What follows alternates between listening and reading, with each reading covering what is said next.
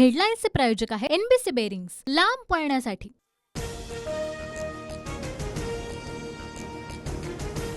हिंगोली आणि हातकणंगलेमधील शिंदे गटाचे उमेदवार बदलण्याची शक्यता।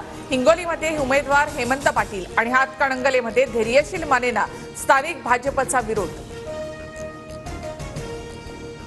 उमेदवार कमकुवत वाटत असतील तर ते बदलण्याचा अधिकार शिंदेंना। उमेदवार बदलण्याच्या चर्चेला संजय शिरसाट यांच्याकडून दुजोरा। शिंदेंची शिवसेना 16 जागा लढवणार असा दावा।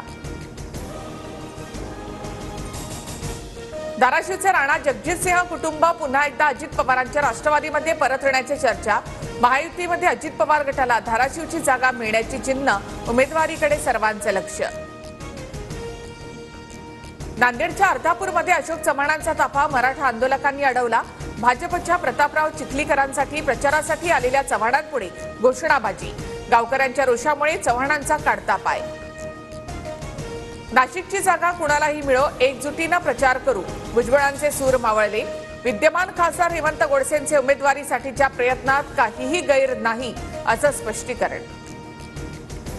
परभणी लोकसभेसाठी महायुतीकडून रासपच्या महादेव जानकरांचा अर्ज दाखल। जानकर विरुद्ध ठाकरे गटाच्या संजय जाधवांचा सामना। महायुतीच्या सभेतून जानकरांचं शक्ती प्रदर्शन। शरद पवारांनी आदेश दिल्यास लोकसभा लढण्याची तयारी। पृथ्वीराज चव्हाणांचं मोठं विधान। महाविकास आघाडीकडून साताऱ्यामध्ये पृथ्वीराज चव्हाणांना उमेदवारी मिळण्याच्या चर्चांना बळ। अकोल्यामध्ये प्रकाश आंबेडकरांना काँग्रेस पाठिंबा देण्याच्या चर्चा। वंचितचा 7 जागांवर काँग्रेसला पाठिंबा असल्यास अकोल्याबाबत पुनर्विचाराची कार्यकर्त्यांची मागणी। विजय वडेट्टीवार यांची प्रतिक्रिया।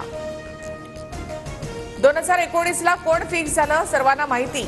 नाना पटोलेंचं प्रकाश आंबेडकर यांना उत्तर, तर आंबेडकरांना योग्य वेळी उत्तर देईन, नाना पटोलेंचा इशारा।